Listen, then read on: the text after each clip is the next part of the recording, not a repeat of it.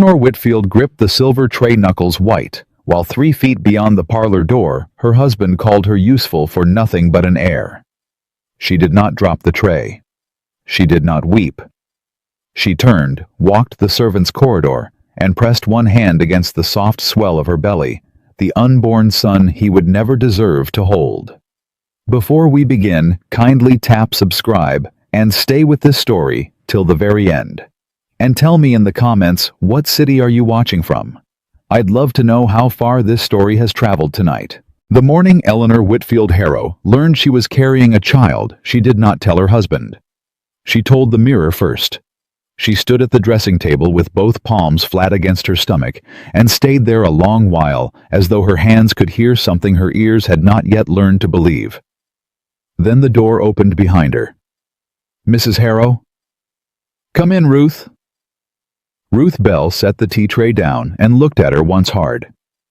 "You're white as church linen, ma'am. You ailing?" "No." "Don't know me. I've known your face since you wore pigtails." Eleanor's mouth twitched at the corner. "Sit a minute, Ruth." Ruth sat.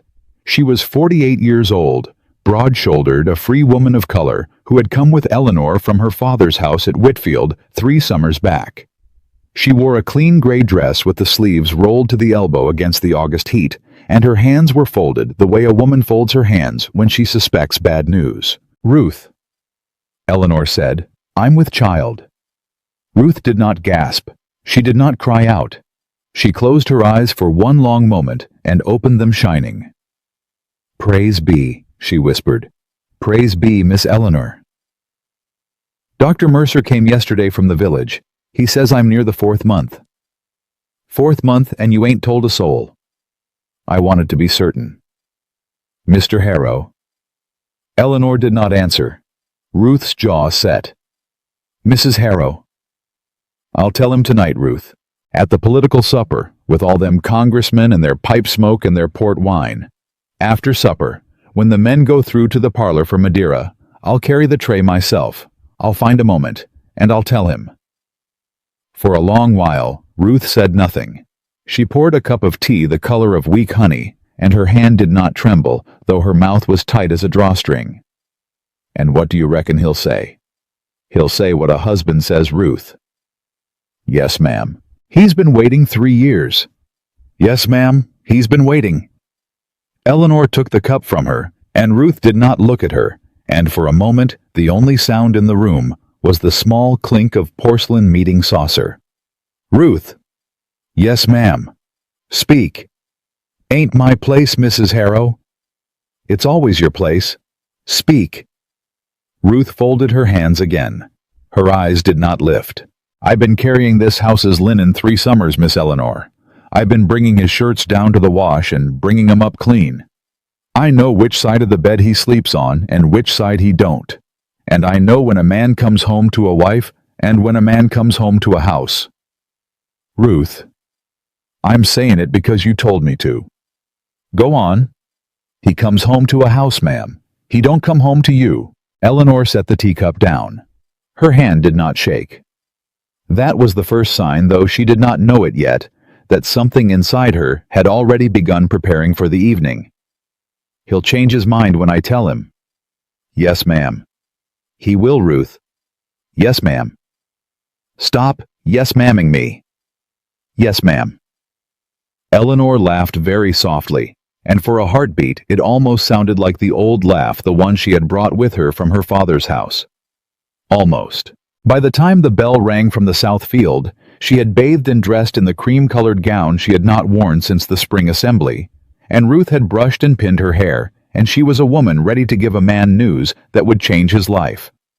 She did not know yet that nothing would change but her. Nathaniel Harrow rode in from the lower fields at 4 o'clock. She heard his boots on the porch and the quick exchange he always had with Caleb the stable boy about which mare was favoring her right foreleg. She stood at the top of the stair with her hand on the banister, and she waited for him to look up. He looked up. "Eleanor." "Mr. Harrow." "You're dressed." "It's the supper tonight." "I know it's the supper. I meant you're already dressed." He handed his hat to a footman without looking. He was tall, narrow at the hip, dark-haired, sun-darkened from the tobacco fields. 31 years old. The bearing of a man who had been told from boyhood that he would one day matter to the Commonwealth of Virginia. "I'd like a word with you before they come." "It's almost 4:30, Eleanor. They'll be here at 6. "Then it'll be a short word." He climbed the stair. He did not kiss her cheek. He had not kissed her cheek in 20 months, and she had long since stopped counting which month it had become a habit not to. "What is it?" She looked at him for a long moment. He was a handsome man. She had loved his face once. She would think about that later with a kind of distant wonder, as though she were reading about it in a stranger's letters. "Are Senator Pendleton and Mr. Marsh both coming?" His expression cleared. He preferred questions he could answer with facts. "Both. And Colonel Hayes. And Marsh's brother-in-law down from Richmond. 5 of us at table with you." 6 then. 6, yes. "What does Senator Pendleton take with his Madeira?" "He'll drink what's poured. Eleanor, you have something to say." "Later." "Now is fine." "Later, Mr. Harrow, after supper, in the parlor." He frowned. Then he shrugged the way a man shrugs at a small thing, and he passed her on the stair and went into his dressing room and closed the door. She stood on the landing a long while.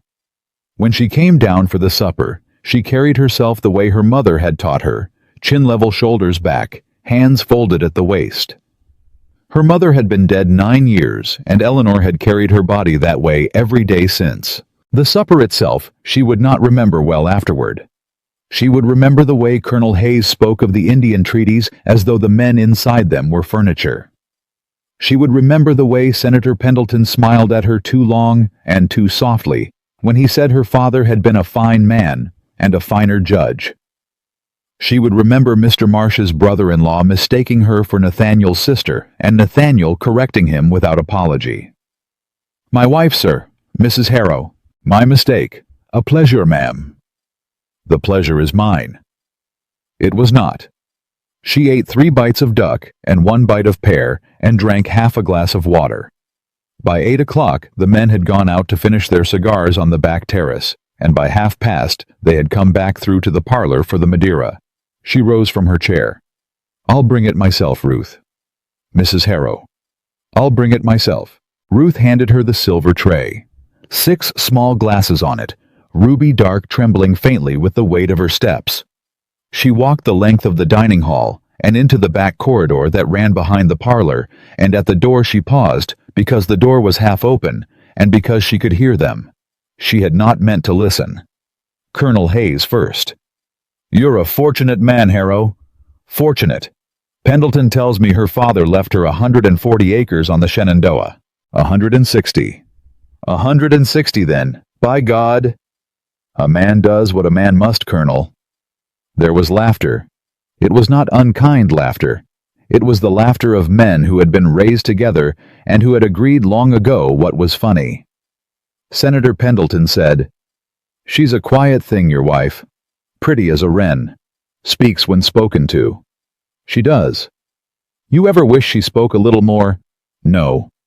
More laughter. "Marriage," Nathaniel said, and Eleanor heard the deliberate rounding of his voice, the way he sounded when he was about to be quoted. "Marriage is the cheapest investment a man of property can make." Hear, hear. You give a woman your name.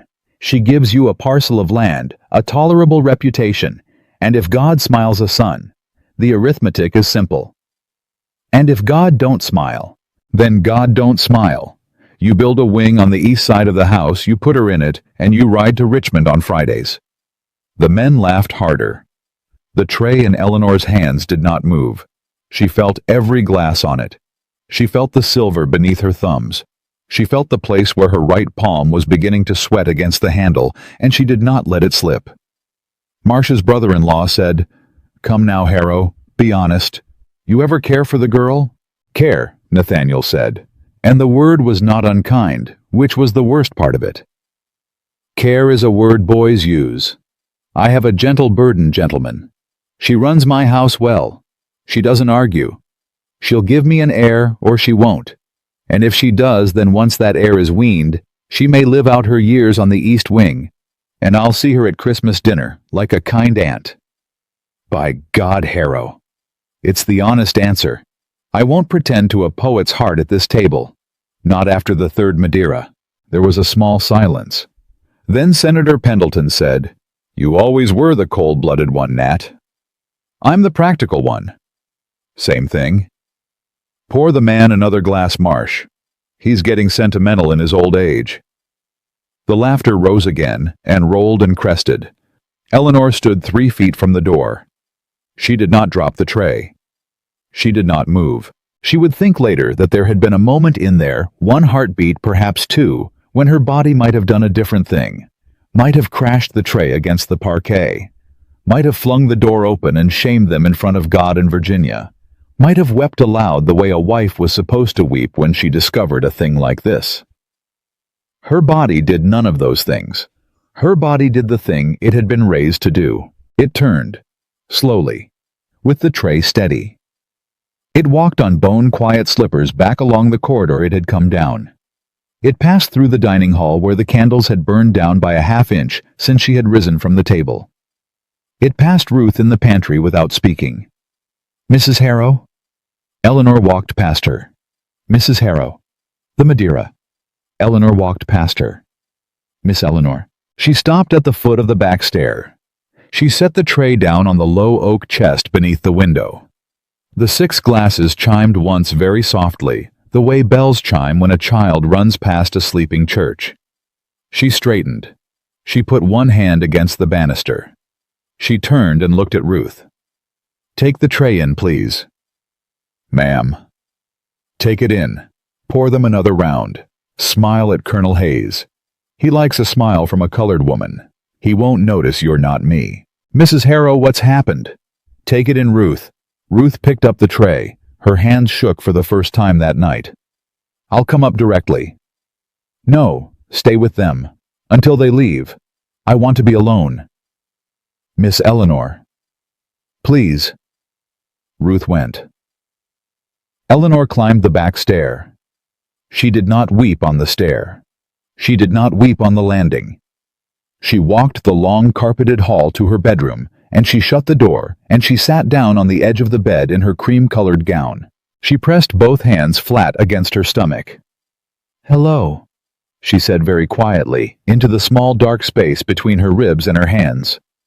"Hello, my heart." That was when she wept. It was not loud.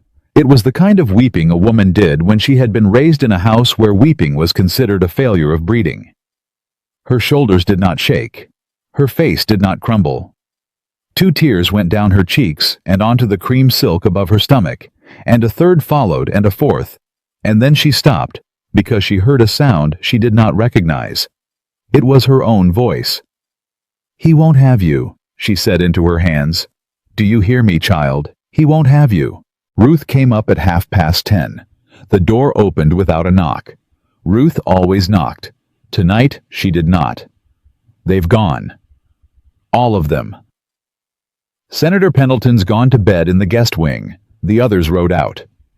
"And Mr. Harrow, in his study, with what's left of the port."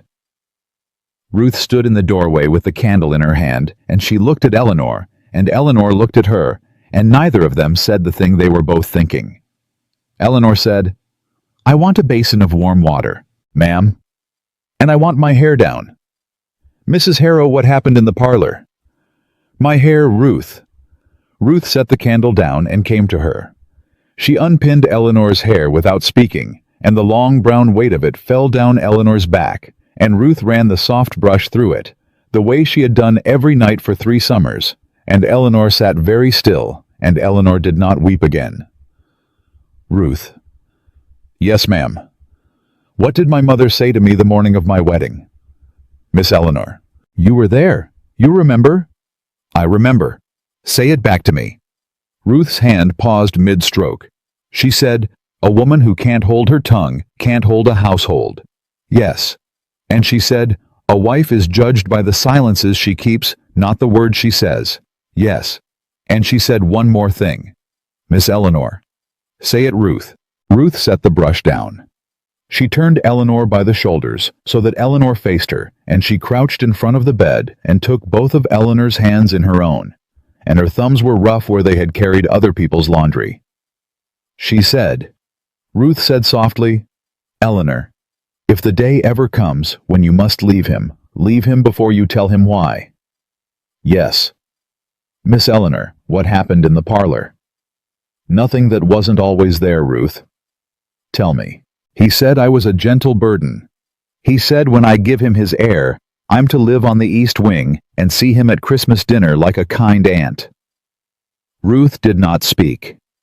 He didn't know I was at the door. He didn't say it to hurt me. He said it because it's true, because he means it, because that's what I am to him and what I always was, and the only reason he hasn't already moved me to the east wing is that I haven't yet given him the thing he requires. Lord. He laughed, Ruth. They all laughed. Lord, Miss Eleanor. And here is the thing. Eleanor's voice did not break. It went very small and very level the way a creek goes small and level in a drought year. Here is the thing. I was carrying his glass of Madeira. I was going to tell him in front of the fire. I had the words. I had the words ready. What words, ma'am? I was going to say, Mr. Harrow, I am with child, our child. I'd practiced it in the mirror. I'd practiced where I would stand and how I would breathe. I had a little speech. And you said nothing. I said nothing. Will you say it tomorrow? No, Ruth. Ma'am. He won't have it tomorrow either. Ruth's hands tightened on hers. Miss Eleanor? He wanted an heir, Ruth. He wanted an heir and the east wing. He is going to have neither. Not from me, not from this child. He's the child's father. He is the child's father by blood. He will be nothing else. Do you hear me? I hear you. I will not give him a son to laugh about in a parlor. I will not give him a son to weigh against 160 acres. I will not give him a son so that he may move me to the east wing of this house and ride to Richmond on Fridays. Miss Eleanor, I'll go to the valley. Ruth's mouth opened. My father's land, Eleanor said. The Shenandoah parcel, the one Pendleton was just calculating in the parlor over my husband's Madeira. That land is mine. It was my mother's before me. The deed is in my brother's keeping in Richmond. I will write to Jonathan tomorrow. Mrs. Harrow, you can't. I can. A married woman? A married woman can do a great deal when her brother is a Whitfield, and her husband does not yet know what she knows. Ruth sat back on her heels. She studied Eleanor's face a long moment. The candle on the side table sputtered once. The clock in the hall struck 11. Yes, ma'am. You'll come with me. Yes, ma'am. You don't have to. Don't insult me, Miss Eleanor. Eleanor laughed. It was a small, broken, very young laugh, and it surprised her, and it stopped at once. I won't insult you, Ruth. And the child? The child will be born in the valley. Dr. Mercer will come. Jonathan will come. I will not need him. Mr. Harrow.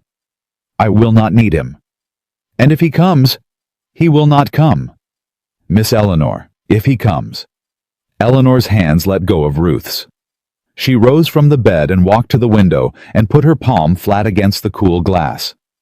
She did not turn around when she spoke. If he comes, Ruth, he comes to a woman he has never met.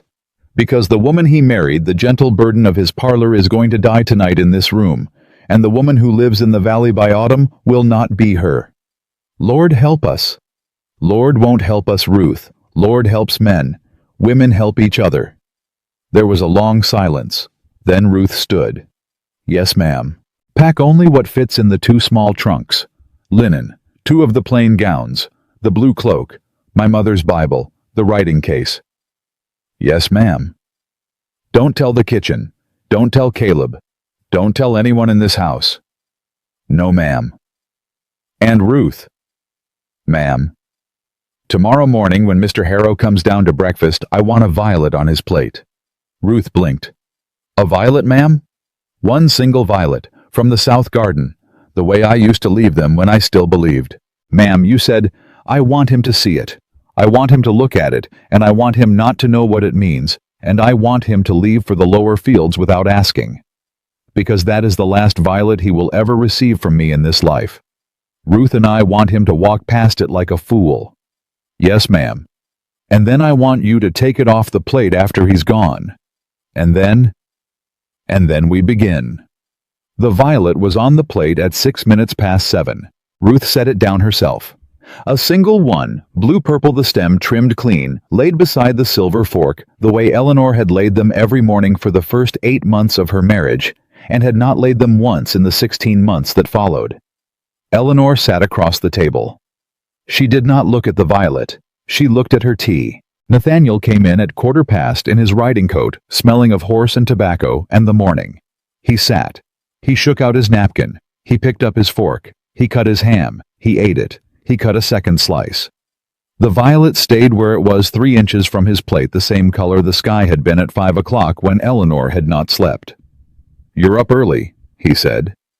"Yes, Mr. Harrow." "Sleep poorly." "Tolerably." "Pendleton's gone before dawn, said to give you his regards." "That was kind of him." "He thinks you're a handsome woman." "Did he?" "He said it twice." She lifted her tea and drank. Nathaniel cut a third slice of ham. The violet did not move, and his eyes did not move toward it. Not once. She had her answer. A man who had loved a woman once would notice when she left him a flower again after 16 months of empty plates.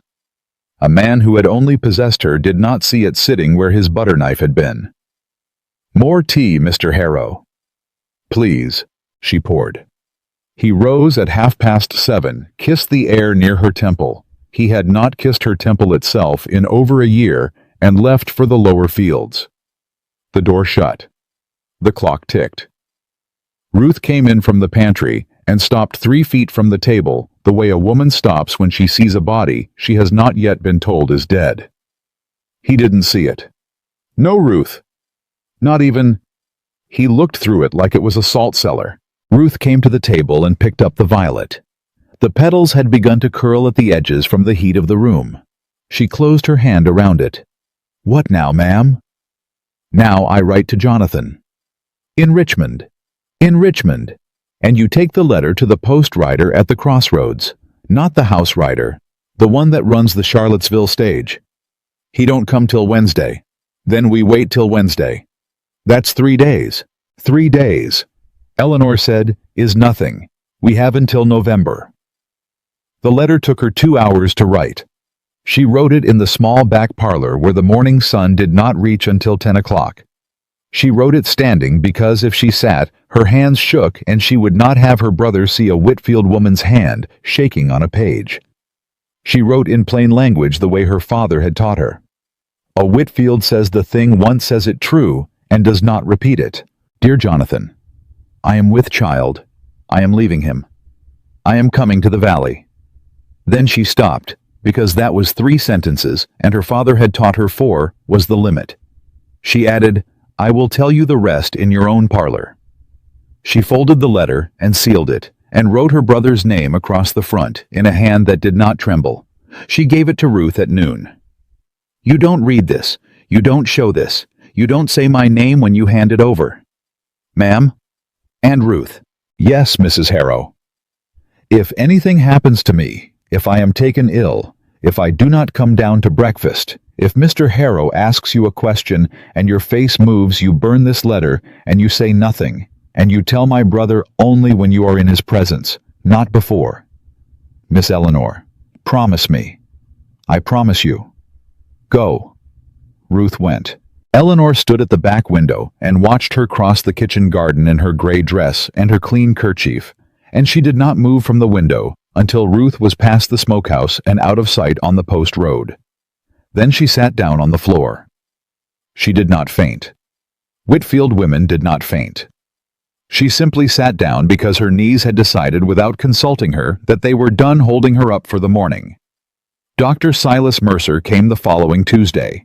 He came in the afternoon when Nathaniel was at the courthouse in town for the property session, and he came in through the kitchen the way Ruth had asked him to. He was 61 years old, white-haired, narrow-faced, with the hands of a man who had delivered 300 babies and lost 42 of them, and remembered every name. He examined her in the small back parlor with the door locked. 4 months and a fortnight, Mrs. Harrow. Yes. You're well? Heartbeat strong? Baby small, but it ought to be at this stage. I mean to travel, Dr. Mercer. He set down his stethoscope. To where? The Shenandoah Valley, my father's old place, past Front Royal. By coach. By coach to Charlottesville. By private carriage from there. 3 days, perhaps 4. When? Before the end of August. Mrs. Harrow. Tell me what I need to know. He was silent a long moment. He had a habit when he was about to say something hard of taking off his spectacles and folding them with both hands and setting them in his palm like a small dead bird. You're a small woman, Mrs. Harrow. I know that. A small woman in her first child, in August, on a Virginia road. Yes, there's heat. There's the jostling. There's no doctor between here and Charlottesville I would trust with you, and only one I would trust past that, and he is in Winchester and may be drunk. I understand. You could lose the baby. You could lose yourself. Yes. He looked at her. You're going anyway. I am. Mrs. Harrow. Doctor. Why? She did not answer for a long moment. Then she said very quietly, because if I stay, Dr. Mercer, the child will grow up in a house where his father is ashamed of having him from me, and I have decided no child of mine is going to learn what shame tastes like before he learns what milk tastes like. Dr. Mercer put his spectacles back on. I'll ride with you as far as Charlottesville. Doctor, no. I will ride with you as far as Charlottesville, Mrs. Harrow, and I will not hear another word about it. I have known your family 30 years. Your mother delivered her first dead in a coach on the Richmond Road. I am not delivering her daughter the same. She did not weep. She nodded once. Thank you. Don't thank me. Pay me. In gold. So Harrow can't trace it through his banks. You'll have it. He gathered his bag. At the door he stopped. Mrs. Harrow. Doctor, whatever it is he's done to you, child, I'm sorry. He left through the kitchen. She did not move from the chair for a long time after he was gone. The disappearances began that evening. The blue gown went first, the heavy one, with the silver thread she had worn to her father's funeral. Ruth took it down, folded it, put it in the smaller of the 2 trunks in the cedar closet. Then the green wool. Then the lavender. Then the writing desk Eleanor's mother had given her at 15, the small portable one with the brass corners. The desk was the trouble. Ruth came into the small parlor on the second Tuesday and shut the door behind her, and Eleanor knew before Ruth opened her mouth that something had gone sideways. Miss Eleanor. What? The stable boy. Caleb. Caleb. He seen me bringin' the desk down the cellar stair last night. Eleanor set down her sewing. Did he say anything? He said, Where's Mrs. Harrow's desk goin', Miss Ruth? He said it twice. Bring him to the back garden after dark. Ma'am, he's 14 years old. I know how old he is. Bring him. Ruth brought him. He came in with his cap in both hands and his eyes on his boots, a thin, freckle-faced boy who had been born on the farm and who had known Eleanor since she had come there a bride. Caleb. Ma'am? Look at me. He looked up. I'm going to ask you a thing, and I'm going to ask it once. If you say yes, and I'll trust you with what's mine. If you say no, and you walk back to the stable and never mention this conversation again. Do you understand me? Yes, ma'am. Can you keep a secret from Mr. Harrow? His eyes went wide. Mrs. Harrow. Yes or no, Caleb? He looked at her a long moment. Mr. Harrow whipped my pa, ma'am, 8 years back, for a horse that wasn't his fault. I know he did. I've been waitin', ma'am, my whole life to do something for somebody in this house that wasn't him. She put a hand to her mouth and held it there a moment, then lowered it and nodded. Then you and Ruth and I have an understanding. Yes, ma'am. And when the day comes that I leave this house, you'll be on the front box of the carriage. Yes, ma'am. Go. He went. The books came down next, 16 of them in 3 weeks. Wollstonecraft first, then the Burns, then the Plutarch her father had given her at 18, with her name written in the cover. She put dummy volumes from the unused library in their places, the spines of old sermons Nathaniel would never reach for, set facing out, so any glance at the shelf would find it still full of books, only not the books Eleanor had read. Nathaniel noticed one. He came into her sitting room on a Thursday evening with his finger on a missing spot in the shelf. Eleanor. Yes, Mr. Harrow. The Burns is gone. Is it? I wanted to read Tam O'Shanter to Marcia's boy tomorrow.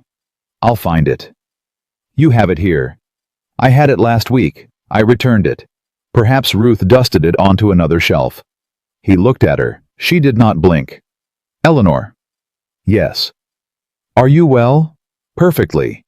I seem what Mr. Harrow. He looked at her another moment, and she let him look. She had practiced this. The slightly raised brow. The mild interest. The small empty smile that said nothing was different, and nothing had ever been different. You seem tired. I sleep badly in August. I always have. Yes. Good night, Mr. Harrow. Good night. He left. She sat at her dressing table and did not move for 15 minutes. That was the first night he had asked her if she was well in 11 months. She knew because she had been counting. The reply from Richmond came on a Friday. Ruth brought it up under her apron and laid it in Eleanor's lap and stood by the door so that the hallway was watched. Jonathan's hand was the same hand it had been when he was 12, large and impatient and slanted forward as though he were leaning into the page to get the thing said. Eleanor. The Valley house is opened. Mrs. Tate is in the kitchen. The well is good. The roof is sound in the south wing and bad in the north, and I have men on the north. 6 rooms ready by the 1st of September. There is a cradle from our mother's house in the attic, and I have ordered it brought down. There is a midwife in Front Royal named Anna Coombs, who delivered 17 of our cousins, and I have written to her. Dr. Mercer's name will not be on any paper of mine. Come when you can. Come safely. Tell me nothing in letters I have not already heard. Your brother Jonathan. She read it 3 times. Then she folded it and held it against her stomach for 1 full minute, the way a woman holds something against the small life inside her when she means to tell that life it is going to be all right, even when she is not yet sure. Ruth. Ma'am. We go in 9 days. 9 days? Yes. Mr. Harrow will be at the militia review in Lynchburg. 3 full days, time enough for the roads. Yes, ma'am. Burn this letter. Ruth burned it in the bedroom fire. He came to her door on the 8th night. He had not come to her door in 5 months. He stood in the corridor in his shirt sleeves with a candle in his hand and tapped twice, and Eleanor, who had been lying awake with her hand on her stomach, sat up so quickly the room turned. Eleanor. Mr. Harrow. May I come in? She did not answer. He came in anyway. He set the candle down on the dresser. I'm leaving for Lynchburg tomorrow. Yes. 3 days. I know. He stood in the middle of the room, and for the first time in a long time, she looked at him properly. He had aged that summer. 2 small lines at the corners of his mouth that had not been there in spring. I thought, yes. I thought I might stay tonight. In here, Mr. Harrow. In here. She did not speak for a moment. She had practiced this too. She had practiced it the way an actress practices a difficult line in the mirror with her hands folded with her face turned slightly toward the imagined window. She had practiced because she had known he would come, because a man about to lose a woman he had not noticed losing always came one night before he lost her, and he never knew that was why. No, Mr. Harrow. No. No. Eleanor. I am tired tonight. You have been tired all summer. I have. Is something wrong with you? Nothing is wrong with me. He stood another moment, then he picked up the candle and went to the door.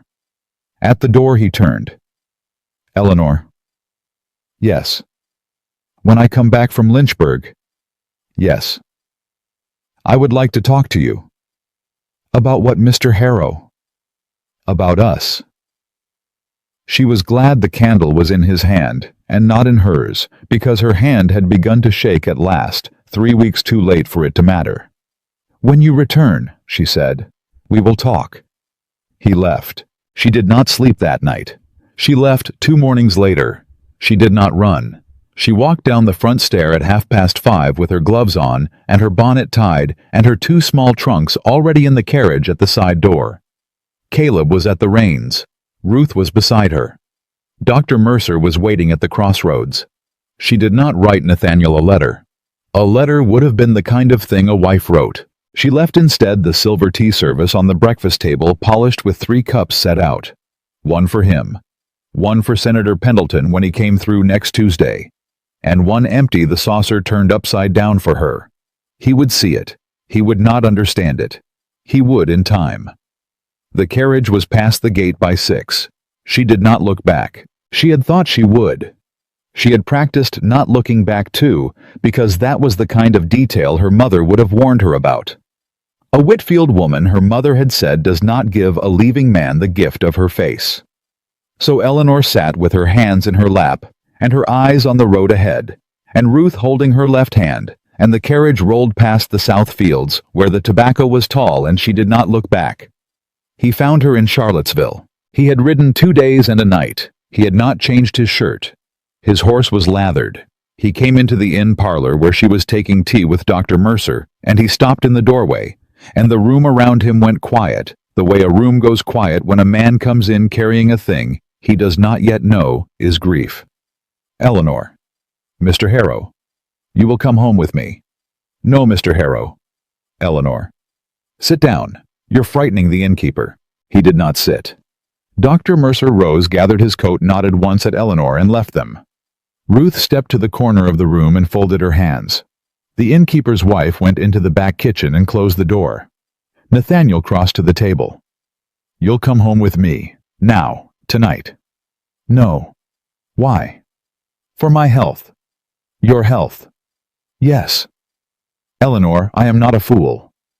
"You are not a fool, Mr. Harrow." "Then tell me what this is." She set her teacup down. She had practiced this last. She had practiced it more than any other sentence she had ever spoken in her life, more than her wedding vows, more than the prayer she had said over her mother's grave, more than the good night she had said to him every night for 3 years. She looked up at him. "I am with child, Mr. Harrow." He went still. "What?" "Near the 5th month." "Eleanor." "Since the night you explained to Colonel Hayes what I was worth." He did not move. "Eleanor, you wanted an heir," she said, "and distance." She picked up her teacup. Her hand did not shake. It had stopped shaking 2 weeks ago, and had not started again. It would not start again, and she knew it. "I am giving you both." He stared at her. For a long time he did not move.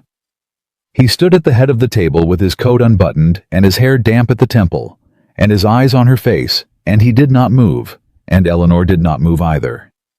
Then he sat down. He sat down slowly in the chair across from her, because his legs had stopped doing what he had told them to do. "How long?" "I told you. Near the 5th month." "That night." "That night, Mr. Harrow." "With Hayes." "With Hayes, and Pendleton, and Marsh's brother-in-law. I was at the door with the Madeira." "You were 3 feet." He put one hand flat on the table. "You heard." "All of it. All of the gentle burden, the East Wing, the Friday to Richmond, the arithmetic, Mr. Harrow. I heard the arithmetic." "Eleanor, you forgot to subtract me from the column." His hand on the table closed slowly into a fist, and then opened again. "That night was what? I had been drinking." "You had." "I was talking to men. Men talk that way to each other when there are no women in the room." "There was a woman in the room, Mr. Harrow. She was at the door with your wine." "Eleanor, you did not know she was there. That is not the same as her not being there." He looked away. She watched him look away. She had practiced this. She had practiced it the way a lawyer practices a cross-examination, knowing in advance what each excuse would be and what its weight would be on the scale. Try again, Mr. Harrow. Eleanor? Try again. You have more in the bag, I know you do. You came all this way. Yes? To leave me. To leave you. For a sentence I said over Madeira. For an arithmetic, Mr. Harrow, not a sentence. For God's sake, Eleanor. For God's sake, indeed. His jaw worked. You did not give me the chance to... To what? To explain. You explained, Mr. Harrow. You explained for 20 minutes in your own parlor to 4 men who laughed. You explained more thoroughly that night than any sermon I have heard in this Commonwealth. That is not what I... Then what did you mean? He did not answer. What did you mean, Mr. Harrow? He still did not answer. You meant it? She said. Say so. I will sit here all afternoon for that one sentence. He looked at her. He looked at her a long time. Then he said very quietly, I meant most of it. She nodded once. Thank you. Eleanor. Thank you, Mr. Harrow. That is the first honest thing you have said to me in 11 months. Sit with it. I will pour you more tea. She poured. Her hand did not shake. He did not pick up the cup. It is not the whole of what I think. Tell me the rest then. The honest rest. I think, yes. I think I do not know how to love a woman without making her smaller. She did not expect that. She did not expect it because she had practiced for the excuses and the pleas and the bargaining and the law. She had not practiced for honesty. And now honesty was sitting across the table in a damp shirt with 2 days of road on it, and her chest was doing something she had not given it permission to do. That is closer, she said. Eleanor. That is closer to the thing, Mr. Harrow. But it is still not the thing. Then what is the thing? The thing is that you did know how once. You knew how in the second summer. You wrote me a letter from the legislature in Williamsburg that I have not let myself read since November. You knew how to love me without making me smaller, and then you forgot, and you did not notice you had forgotten, and that is what I am leaving. He went very still. What letter? The one from Williamsburg. The May letter, Mr. Harrow. You signed it, your own foolish husband who is learning. I have it in my writing case. It traveled in the trunk with my Bible. He put his face in his hands. He did not weep. Men of his bearing did not weep at noon in a public inn. But he put his face in his hands and held it there a long minute, and Eleanor watched the back of his head, the dark hair just beginning to thread silver at the temple, and she felt the thing she had spent 8 weeks training not to feel. She felt sorry for him. She let herself feel it for 1 count of 3, the way she had once let herself look at the back garden in November, before the frost killed the roses. Then she stopped. Mr. Harrow? Eleanor? Look at me. He lifted his head. You will not stop me. Eleanor, you will not stop me. You will not raise your voice. You will not call the magistrate. You will not write to my brother. You will not come after this carriage. If you try, I will tell Jonathan and Dr. Mercer and 3 Whitfield aunts in Richmond exactly what you said in your parlor on the 3rd of July, and I will tell it loud, and your seat in the Virginia House will be a memory by Michaelmas. You would? I would. I have practiced. He looked at her. You have practiced what you would say to ruin me. I have practiced what I would say to free myself, Mr. Harrow. The ruin of you would be a consequence, not a purpose. By God, Eleanor. By God, indeed. He tried then the thing she had been waiting for him to try. He reached across the table and put his hand on her wrist. Eleanor. The child. Take your hand off me. The child is mine. By law. Take your hand off me, Mr. Harrow. By law, the child is mine and I. Ruth. Ruth was already moving from the corner of the room. Yes, ma'am. Tell Mr. Harrow what you wrote down on the 2nd of August and what you signed and what Dr. Mercer signed. Ruth came to the table. She looked at Nathaniel once and then at Eleanor. I wrote a deposition, sir. Of what Mrs. Harrow heard in the parlor that night, word for word, I had her tell me twice. Dr. Mercer signed it as witness. It is in a strong box in Richmond with Mr. Jonathan Whitfield. Nathaniel did not move. "It will not be opened, Mr. Harrow," Eleanor said. "If you do not open it, do not open it." His hand left her wrist. He sat back in the chair. For a long while he did not speak.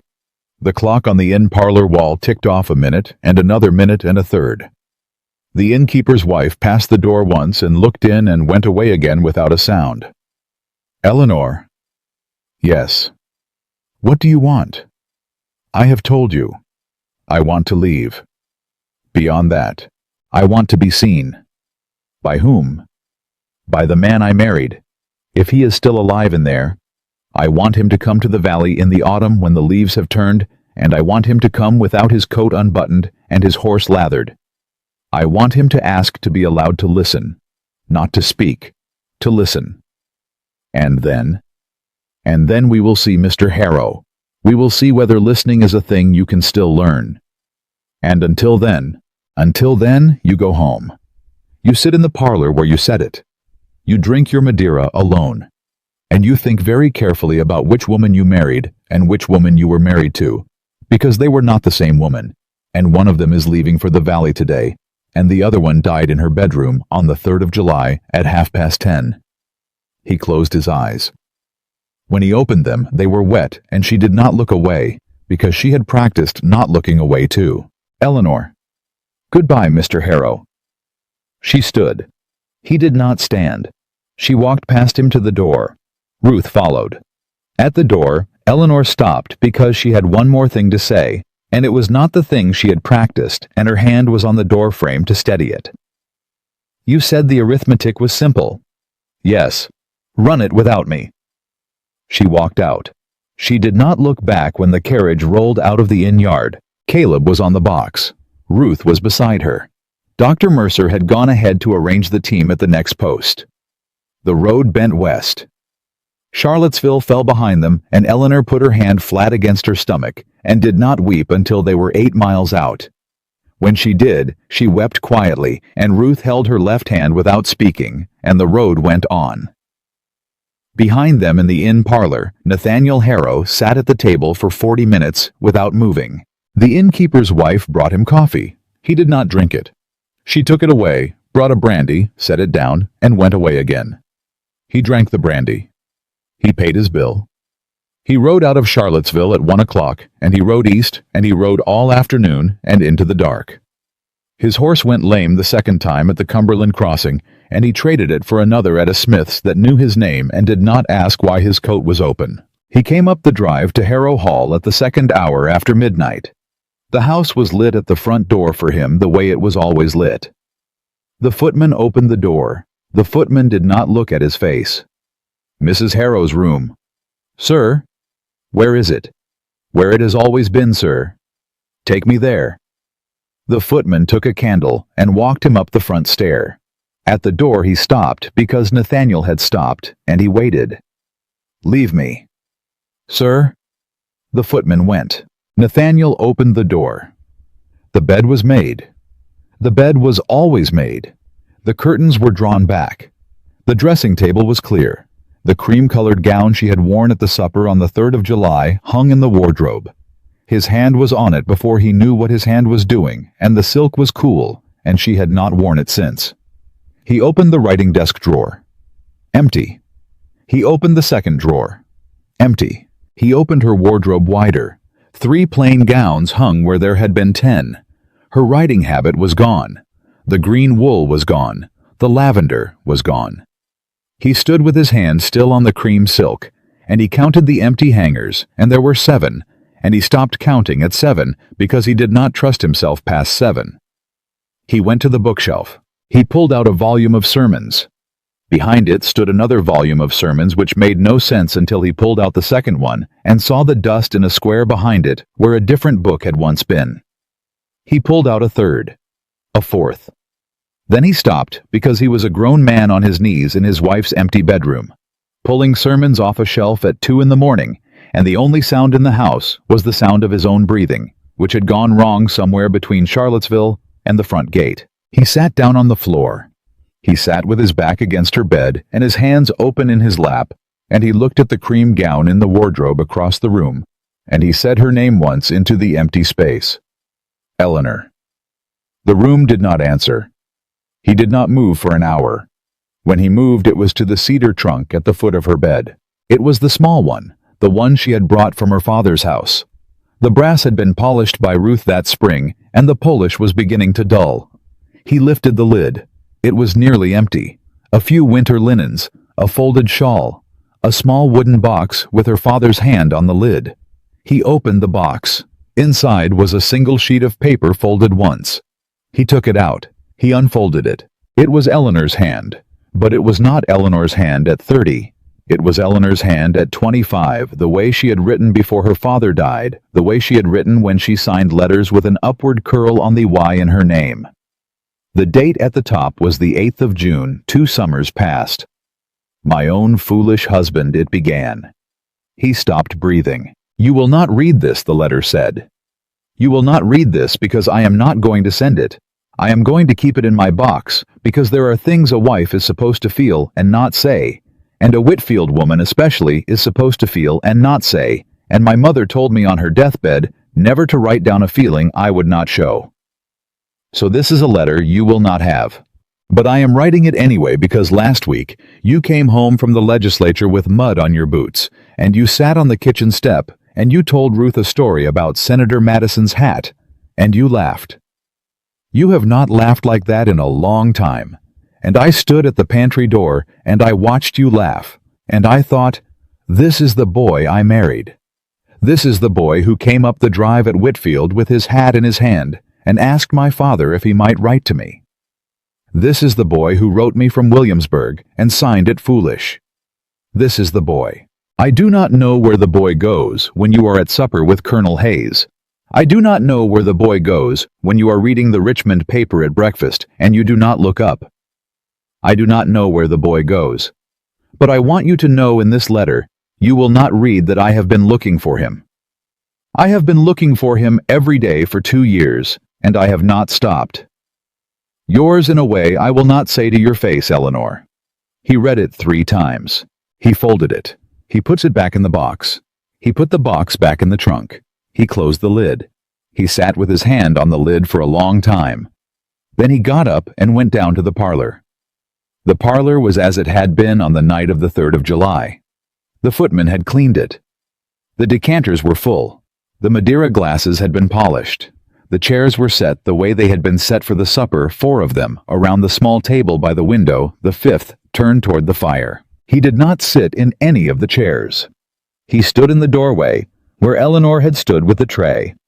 He stood exactly there. He stepped forward once.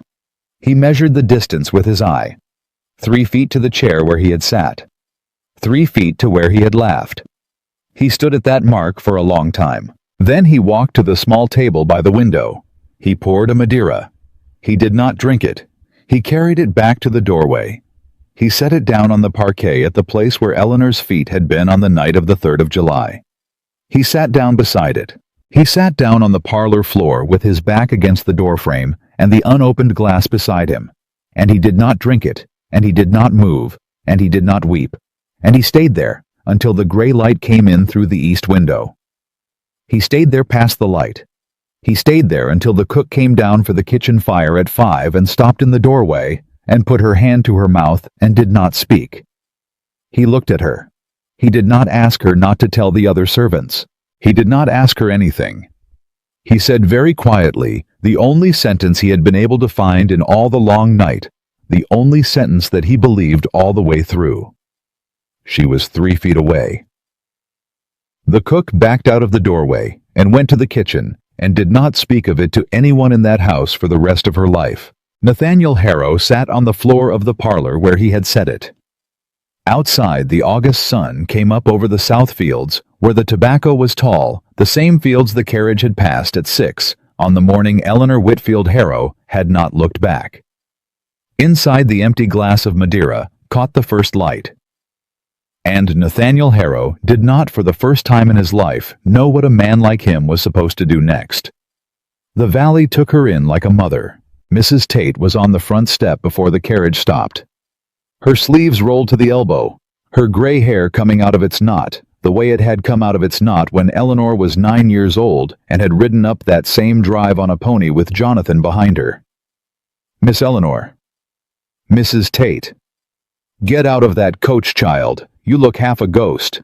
Jonathan was behind her. He came down the steps 2 at a time, the way he came down all stairs, and he took Eleanor's hand in both of his, and he did not say anything at all for a long moment. He just looked at her. "You came." "I came." "You came," he said again. He looked at Ruth. He looked at Caleb. He nodded at Caleb, the way a Whitfield man nodded at a boy who had brought his sister home. Caleb sat up straighter on the box. "Get her inside, Mrs. Tate. Get her sat down. Get her tea." "John?" "Get her tea, Mrs. Tate." "I am getting her tea." He turned back to Eleanor. "I won't ask you tonight." "Thank you." "I won't ask you tomorrow either. You tell me when you tell me. Until then, this house is your house, and the man's name is not spoken in this house, and the door is bolted at sundown." She had not expected to weep at her brother. She had spent 8 weeks not weeping. But Jonathan's hand was on her wrist, the way her father's hand had been when she was small, and she put her forehead against his shoulder for 1 count of 3, and she did not say anything, and he did not say anything, and Mrs. Tate had the wisdom to look at the sky and pretend she had not seen. Inside child. Yes, Mrs. Tate. The valley fed her. The valley let her be. Mrs. Tate cooked her 3 meals a day and did not let her come into the kitchen except in the morning. Anna Coombs, the midwife, rode up from Front Royal on the 2nd day and put both hands on Eleanor's belly and listened with a small wooden trumpet and said, "Strong boy in there, or strong girl, either way she's loud." Jonathan came up in the evenings from his land south of the river, and he ate with her, and he talked about cattle prices, and the trouble in Spain, and the new bank in Winchester, and he did not ask her about her husband, and he did not look at her the way men look at women they are about to ask things of. Ruth slept in the room next to hers. The first week she did not sleep. The second week she slept 4 hours. The third week she slept 5. By the 4th week she was sleeping 7, and Anna Coombs was telling her to stop walking down to the river in the late afternoon, because it tired her. And she was not doing it because she liked the river. She was doing it because she had begun to feel for the first time in 3 years that her body belonged to her. The first letter came at the end of August. Ruth brought it up on the silver tray. "Mrs. Harrow." "Yes." "From Harrow Hall." Eleanor did not take it. On the side table, Ruth. "Ma'am?" "Do not open it. Do not throw it away. Put it in the small drawer of the writing case." "Yes, ma'am." A second letter came in the first week of September, a third on the 15th, a fourth on the 22nd. She did not open any of them. On the 3rd of October, she walked into her writing room and opened the drawer and took all 4 letters out and laid them on the desk in the order they had come. She sat down. She looked at them a long time. "Ruth." "Ma'am." "Bring me the letter knife." Ruth brought it. The first letter was 3 pages. It was the letter of a man trying to explain. She read it once. She folded it. She set it aside. The second was 2 pages. It was the letter of a man trying to apologize. She read it once. She set it beside the first. The third was 1 page. It was the letter of a man no longer trying anything, which was the first letter that had a heart in it. She read it twice. The fourth was 4 lines. Eleanor. "I will come at the autumn rain. I will come if you let me come. I will not come if you do not. Tell me." Nathaniel. She put her hand over the page. She closed her eyes. She wrote 1 line on a folded sheet, sealed it without rereading, and gave it to Ruth that afternoon for the post. "Come." That was all the letter said. Just the 1 word. He came on the 17th of October in autumn rain. He did not come with a carriage. He came on horseback alone, his coat wet through. He did not come up to the front door. He stopped at the gate and got down off the horse and stood at the gate with his hat in his hand, and Jonathan saw him from the parlor window and put his glass down and said very quietly, "Eleanor, I know. You sure you want this?" "I'm sure." "You want me here when you open the door?" "No." "You want me in the back room with the door cracked?" "Yes." "You want Ruth in this kitchen with a poker?" "That won't be necessary, John." "It will be necessary if I say it is." "Yes, Ruth in the kitchen with a poker." "Good." She walked down to the door. She opened it before he knocked. He was on the bottom step, wet through his hat in both hands, and the rain was coming down the back of his collar, and he did not say her name, because he had been told somewhere on the road between Harrow Hall and the valley that he was not to say her name until she said his first. "Mr. Harrow." "Mrs. Harrow." "Come in, Mr. Harrow. The rain is in your boots." He came in. She did not sit him by the fire. She sat him in a hard chair in the front parlor at a table by the window with the rain still coming down outside, and she sat across from him and she folded her hands. She did not pour him tea. "Speak." He looked at her. He looked at her for a long moment. The lines at the corners of his mouth had deepened. His hair was wet. His coat was wet. There was mud on his cuff he had not noticed. "Eleanor." "Speak, Mr. Harrow." "I do not know what to say." "Then we will sit here until you do." He sat. She sat. The clock on the mantel went 5 minutes. The rain went on outside. "I am sorry." "Yes." "I am sorry for the words I said in the parlor." "You said that in your letters." "I am sorry that I meant them." She did not speak. "I am sorry that I meant most of them," he said, "and I am sorrier still that I meant the worst of them. I am sorrier than that I have spent 2 months trying to find a way to tell you I did not mean them, and have failed because I did mean them, and the failure is the only honest thing I have brought up that drive." She let the words sit. "Go on." "I came to ask you to let me listen." "To what?" "To you. To whatever you wish to say. I came 3 days on the road. I will sit in the rain if I have to. I will sit in a hard chair across from you and not pour my own tea. I will sit in any chair you put me in. I came to listen. Eleanor and I came knowing I might listen for a year and not be heard, and I came anyway." She did not speak for a long minute. "Mr. Harrow." "Yes." "You may stay tonight." "Eleanor." "In the north room. Mrs. Tate will show you. The bolt on that door is on your side. Lock it. I want to know that you are locking it from the inside." "Yes." "Tomorrow we will see." "Tomorrow." "One day at a time, Mr. Harrow. That is the only kind of day I have left to give." He nodded once. At the threshold, Mrs. Tate stopped him. "You wipe your boots, Mr. Harrow." "Yes, ma'am." "And you don't speak to her till she speaks to you in the morning." "Yes, ma'am. And one more thing, Mr. Harrow."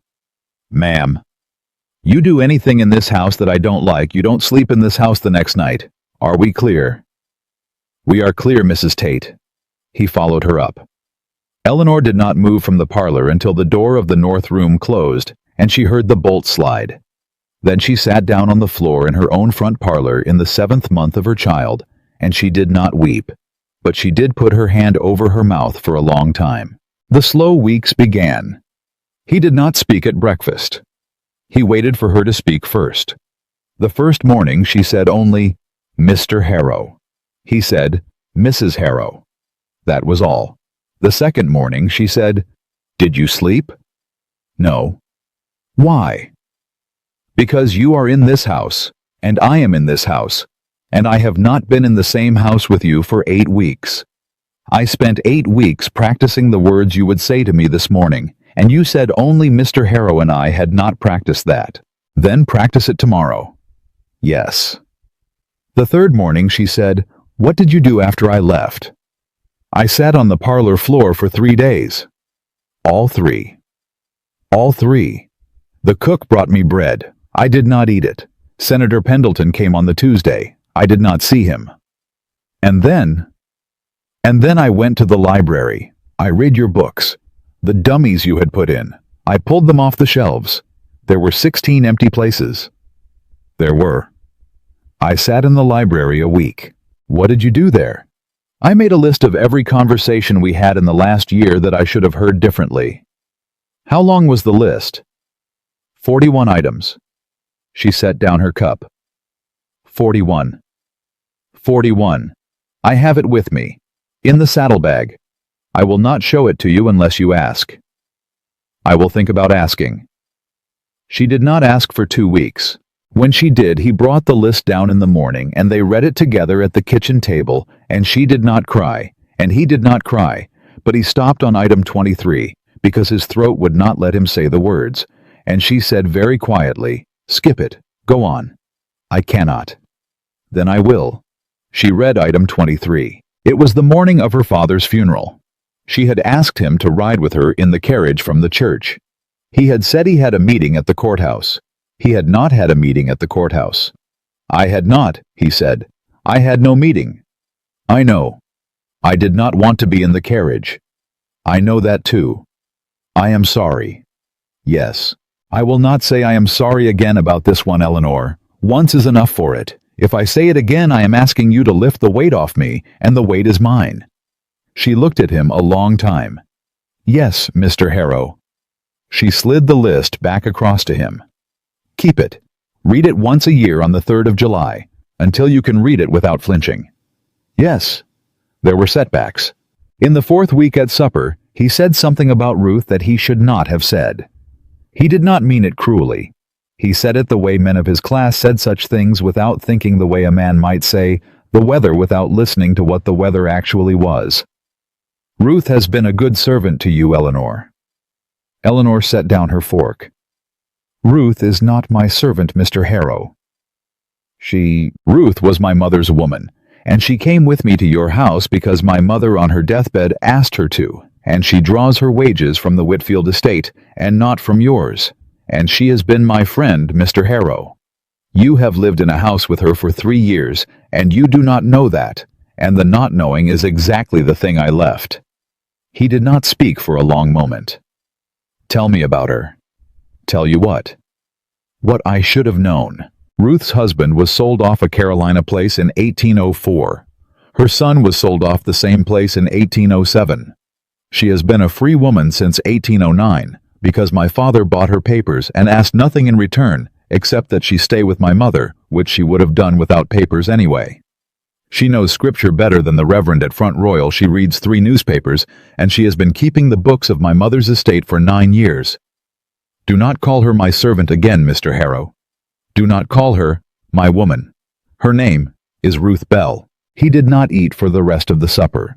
That night he wrote a letter of apology to Ruth and slid it under her door. Ruth read it in the morning. She read it twice. She put it in her own apron pocket. She did not show it to Eleanor. She did not speak of it to Eleanor. But the next morning at breakfast, when Nathaniel said good morning to her, she said good morning back, and she had not said good morning back to him in 3 years. The labor began on the 8th of December, just past midnight. Eleanor was in her own bed. Ruth was beside her. Mrs. Tate had built the fire up. Anna Coombs had been sent for at the first sign and was already on the road from Front Royal. Dr. Mercer had been at the house a week.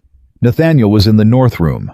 The bolt was still on his side of the door, as it had been every night since October.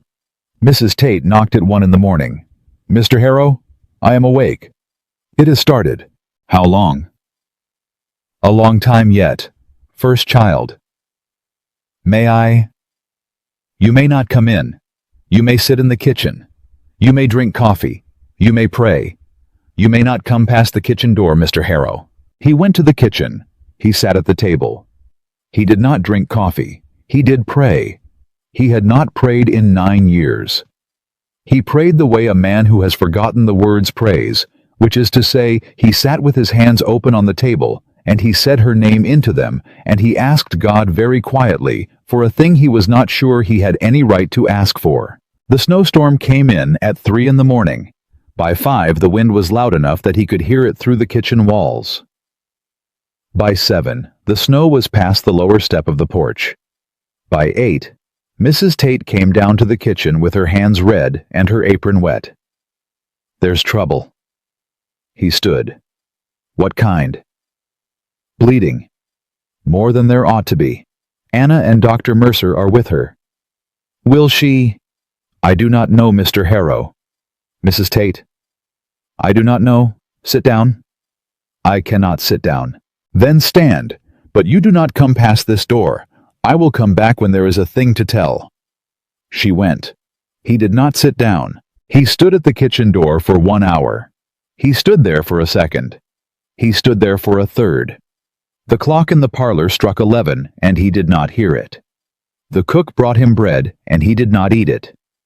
Jonathan came in at noon, wet through his coat snowy, and stood beside him at the door, and neither of them spoke. There was nothing to be said by a brother to a husband who had once called a woman a gentle burden, and who was now standing in a kitchen waiting to learn whether she was alive. At 1 in the afternoon, Mrs. Tate came down. She had blood on her apron. Nathaniel could not speak. She looked at him a long moment. It is a boy. He still could not speak. And she is alive, Mr. Harrow. He sat down on the kitchen floor. He sat down the way a man sits down when his legs no longer belong to him, and he put both hands flat on the floorboards, and he did not weep, but he made a sound that was not weeping, and was not laughing, and was not speaking. Jonathan put a hand on his shoulder. Get up, Harrow. I cannot. Get up. Your wife is asking for you. He got up. He climbed the stair with Mrs. Tate. At the door he stopped because Mrs. Tate had stopped, and she had her hand on his arm. Mr. Harrow? Yes. You do not say anything in there but her name. Yes. You do not touch her unless she lifts a hand to you. Yes. And you do not hold that child until she says you may. Yes. She opened the door. Eleanor was on the bed. She was very pale. Her hair was loose. Ruth was beside her with a cloth. Anna Coombs was at the foot of the bed with a basin. Dr. Mercer was at the window with his back turned, washing his hands in a second basin, and there was blood on the cloth at his elbow. And Nathaniel did not look at the blood. He looked at her face. Eleanor. Mr. Harrow. Come closer. He came closer. In the crook of her arm there was a small bundle. The bundle was wrapped in linen. The bundle was very small. The face was red and the eyes were closed, and the hand was a fist. This is your son. He could not speak. He is named Samuel. Samuel. For my father. He nodded. He could not do anything but nod. Do you want to hold him? May I? You may. She lifted the bundle. He took it. He took it the way a man takes a thing he does not believe he is allowed to hold.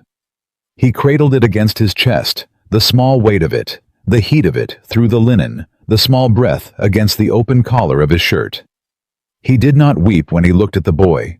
He wept when he looked at Eleanor. He wept the way a man weeps who has spent 41 items in a list trying to find the bottom of a thing and has only just now found it.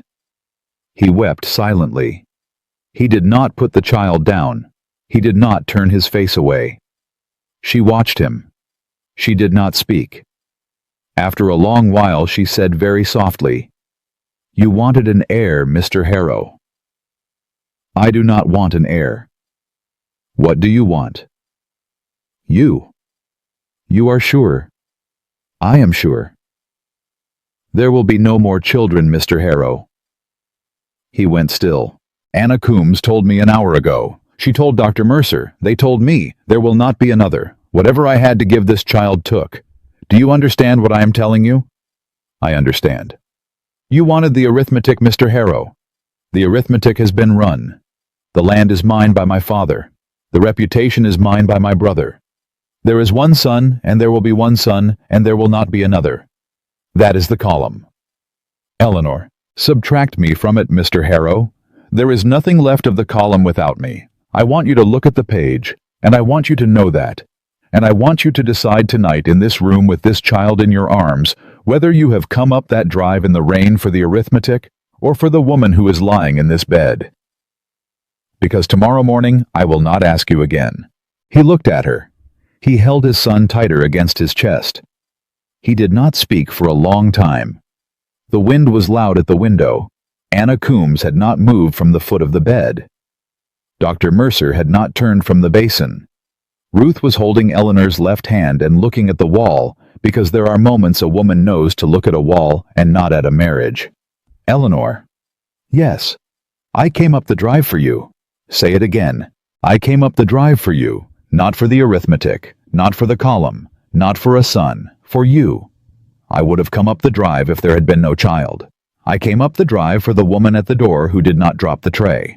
I came up the drive for the woman who wrote the letter she did not send. I came up the drive for you, Eleanor, and I would come up it again tomorrow and the next day and every day until there is no more drive to come up. I will be telling you this when I am an old man and you have stopped asking. She closed her eyes. She did not speak. She kept his hand in her hand for a long time. When she opened her eyes, she said only, "Sit down, Mr. Harrow." He sat down. He sat down on the edge of the bed with his son in his arms and his wife's hand in his other hand, and the snow came on against the window, and outside the wind moved over the valley, and inside the room there was a small bundle breathing against his collarbone. For the first time since the 3rd of July, Nathaniel Harrow did not feel that he was standing 3 feet from the door of his own life. He was inside the room. He had been let in. The boy slept on his chest that first night. He slept on his chest because Eleanor had let him, and because Mrs. Tate had said the warmth was good for a small one, and because Nathaniel did not for the first time in his life want to put a thing down before he had to. He sat up in the chair by the bed and did not lie down to sleep. He stayed upright. He watched Eleanor breathe. He listened to his son breathe. He listened to the snow at the window, and he counted in his head the seconds between Eleanor's breaths because Anna Coombs had said in passing on her way out of the room that if the rhythm changed in the night they were to send for her. The rhythm did not change.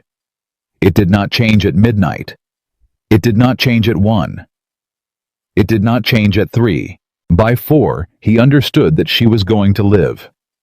By 5, he understood that he was too. Mrs. Tate came in at 6. "You did not sleep, Mr. Harrow." "No, Mrs. Tate." "You will sleep tomorrow." "Yes, Mrs. Tate." "Give me the boy." He gave her the boy. He stood up out of the chair. He stood beside the bed a long moment looking at his wife's face on the pillow, and Mrs. Tate looked at him over her shoulder and did not speak. She had been a midwife's helper at Whitfield in 1791, and had seen many men stand beside many beds, and she knew the kind of standing she was looking at. "Go down to the kitchen, Mr. Harrow. There is coffee, and there is a Mrs. Coombs who would like to have a word with you." He went down. Anna Coombs was at the kitchen table. She had a cup of coffee in front of her, and she had not touched it, and when Nathaniel came in she did not stand up. "Sit down." He sat. "Your wife told you what I told her." "Yes." "You believed her." "Yes. I want to say it again to your face, Mr. Harrow, because some men do not believe a thing until a person who is not their wife says it to them. There will be no more children. Your wife bled hard.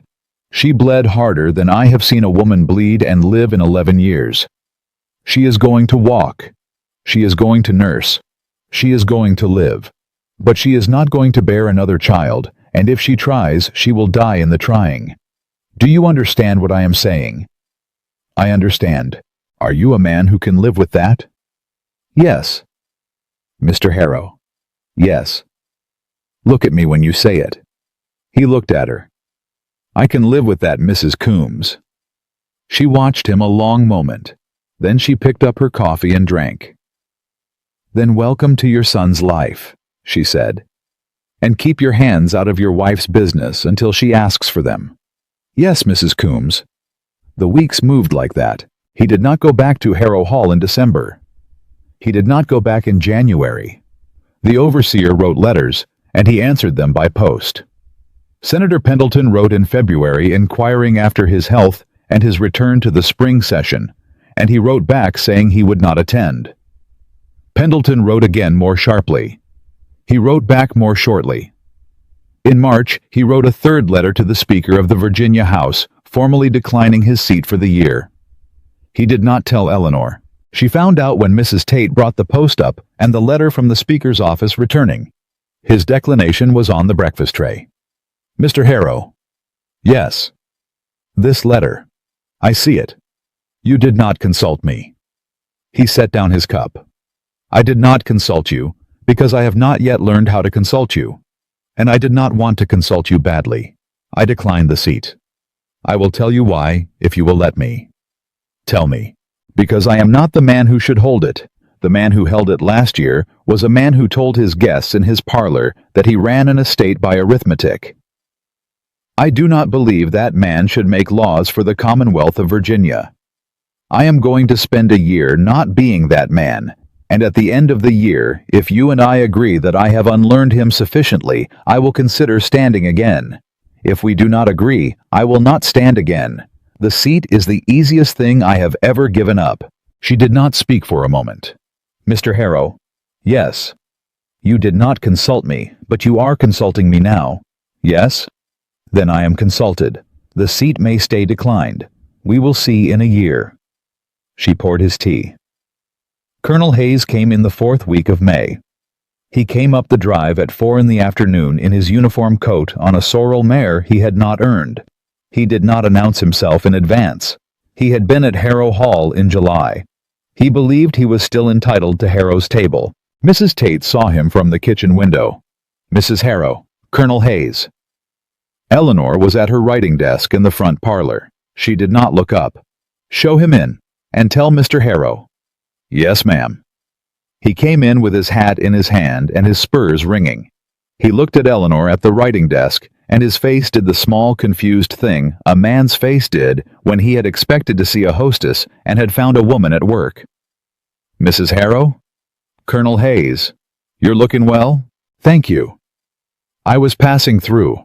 I thought to pay my respects. It is kind of you. Is Nat at home? He is in the south field with my brother. He has been called. Very good. I won't trouble you, ma'am, if you have your correspondence. Sit down, Colonel. She did not look up from her writing. Beg pardon. Sit down, Colonel. There is coffee on the side table. Help yourself. Mr. Harrow will be in shortly. He sat. He did not pour coffee. He watched her finish her letter, fold it, seal it, address it, and set it aside. Only then did she put down her pen and turn the writing chair to face him.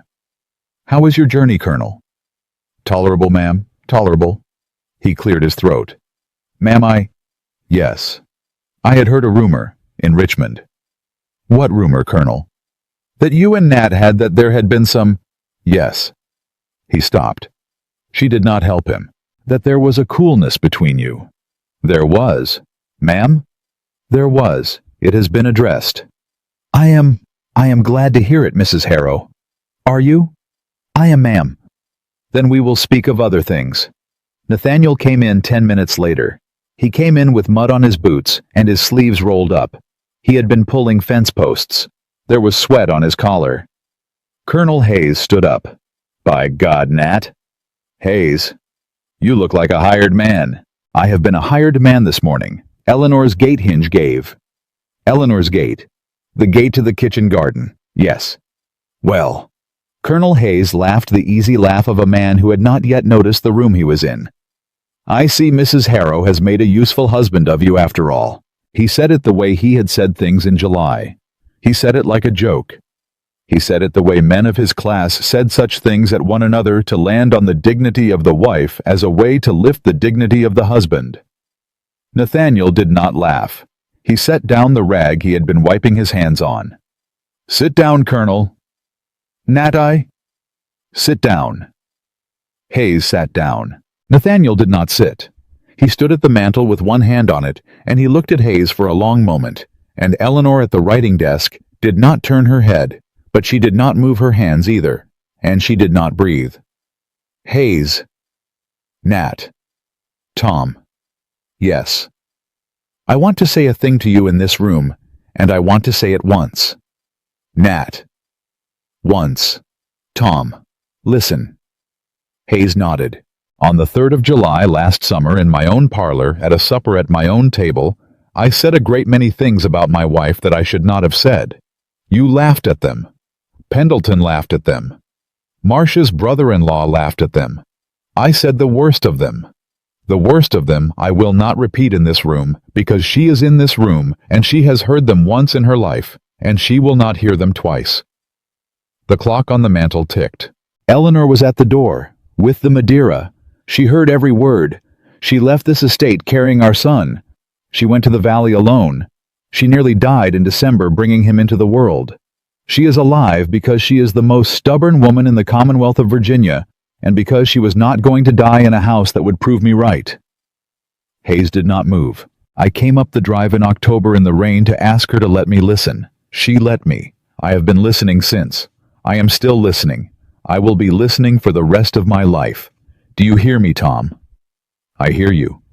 Now, to the thing you said when you came in, the thing about Mrs. Harrow making a useful husband of me. Nat, it was.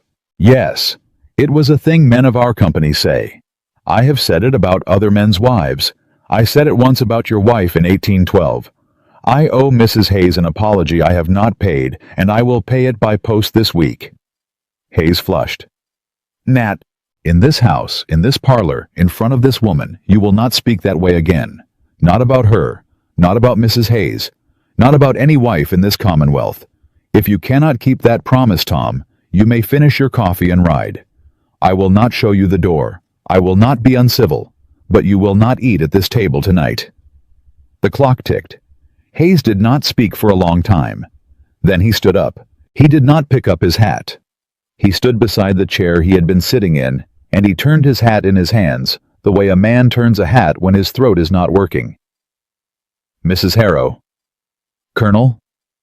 I owe you an apology. Yes, Colonel. For the words I said in this room this afternoon, and for the words I laughed at on the 3rd of July last summer. Yes, Colonel. I am sorry, Mrs. Harrow. I accept your apology, Colonel. Ma'am, I accept it, Colonel. Sit down. Mr. Harrow will pour you coffee. We will speak of your sons. He sat down. Nathaniel poured. The years moved past them like the river moved past the valley. Samuel walked at 13 months. He spoke his first word at 14, and the word was Mama, which Eleanor had expected, and his second word was Da, which she had not. Ruth Bell got her first letter in 11 years from a man in Charleston who said he might be her son, and she went south, and the man was her son, and she came back to the valley in the autumn, and then she went south again because her son was not coming north, and she had been a long time alone, and Eleanor would not have it otherwise. Caleb married a girl from Front Royal in the spring of 1821. He kept the stable. He named his first son Nathaniel. Nathaniel was not the first time he heard about it sure how he was supposed to feel. He said so to Eleanor. How am I supposed to feel? You are supposed to feel honored, Mr. Harrow. He named the boy for me. He named the boy for the man you have become. Try not to confuse the two. Yes, Mrs. Harrow. He stood for the Virginia House again in 1822. He stood as a different kind of man. He did not stand on the question of land. He did not stand on the question of arithmetic. He stood on a question of the small claims courts in the western counties, and on the question of married women's property in Virginia, which he had read into, and which he had spoken to Eleanor about for 2 winters, and on which she had given him an opinion he had taken to Richmond, and entered into the record without changing a comma. He lost the seat. He had expected to. The men who voted in the western counties did not in 1822 want a man who had spoken aloud in the Virginia House about a wife's separate estate. He came home in November, and he did not pretend he was not disappointed. Eleanor met him at the door. You lost. I lost. By how much? 41 votes. 41. It is a number I am acquainted with, Mrs. Harrow. She laughed. It was the first time in a long time that she had laughed. The old laugh, the one she had brought up the drive at Whitfield when she was a girl. He heard it. He stopped on the threshold. He set down his bag. Eleanor. Yes. Laugh like that again. I will not laugh on command, Mr. Harrow. I was not commanding. Yes, you were. Then I retract the command. Laugh like that when you like. She laughed again. He came in. There was a night in the 7th year when Eleanor sat in the front parlor with her book in her lap, and the fire low. Samuel was upstairs asleep. Mrs. Tate was in her room on the ground floor with her own fire. Caleb's wife was in the kitchen finishing the bread. The dogs were asleep at the hearth. The clock on the mantel ticked off the slow seconds of a country evening in a country house. Nathaniel came in. He did not say anything when he came in. He did not announce himself. He did not say good evening to her.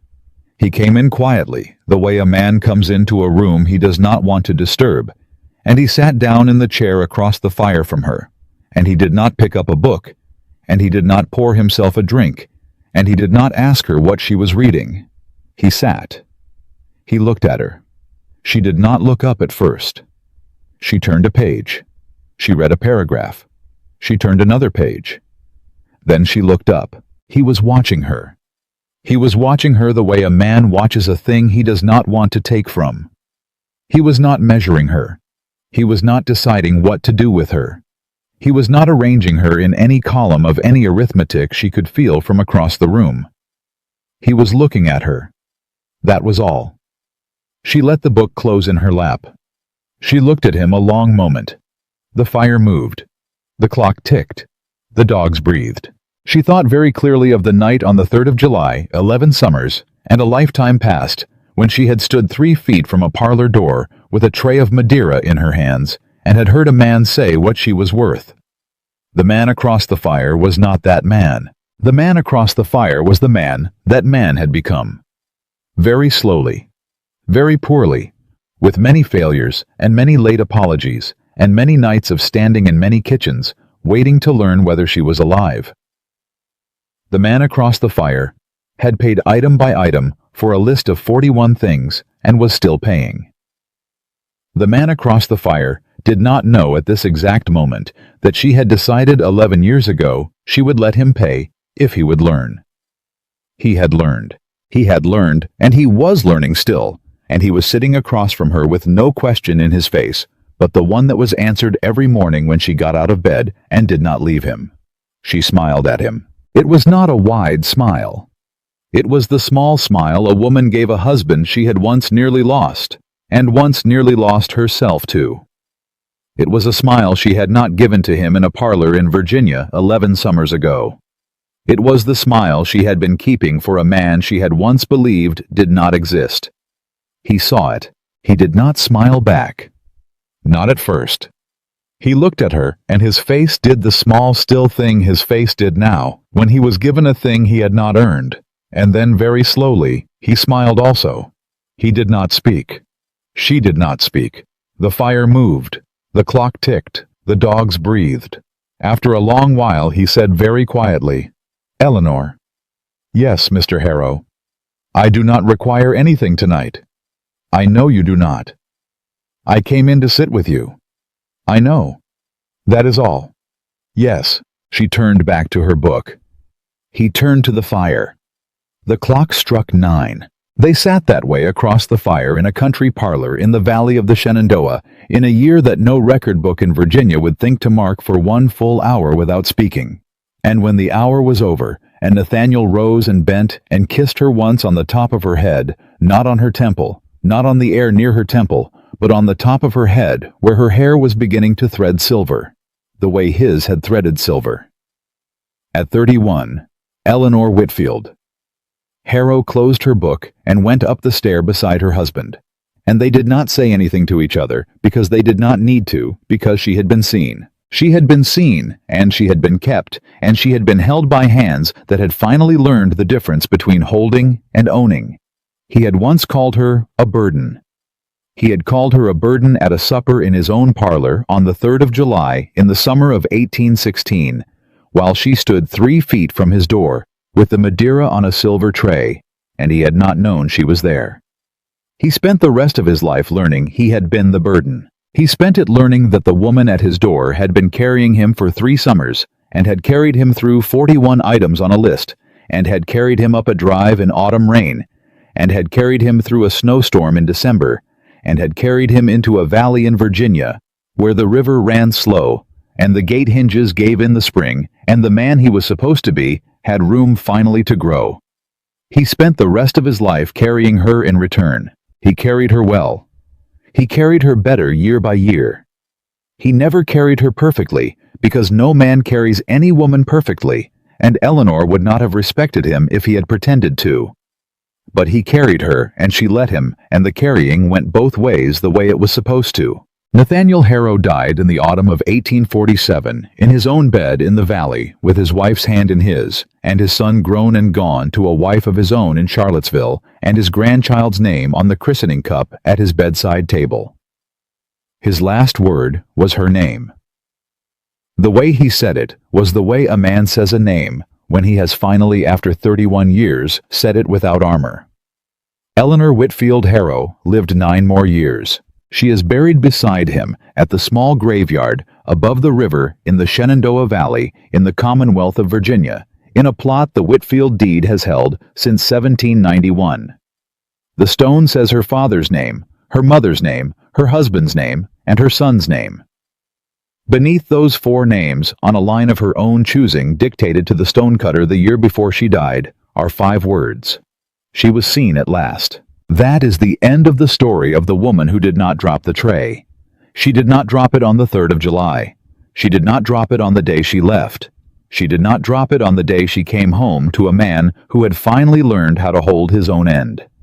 She set it down gently in a country parlor in the valley on the 7th year of a second marriage that had nothing to do with arithmetic. And in the end, on the line that mattered most, the line she had paid for in silver and snow and silence, and 3 feet of corridor between a parlor door and a woman who would not for any man's laughter drop a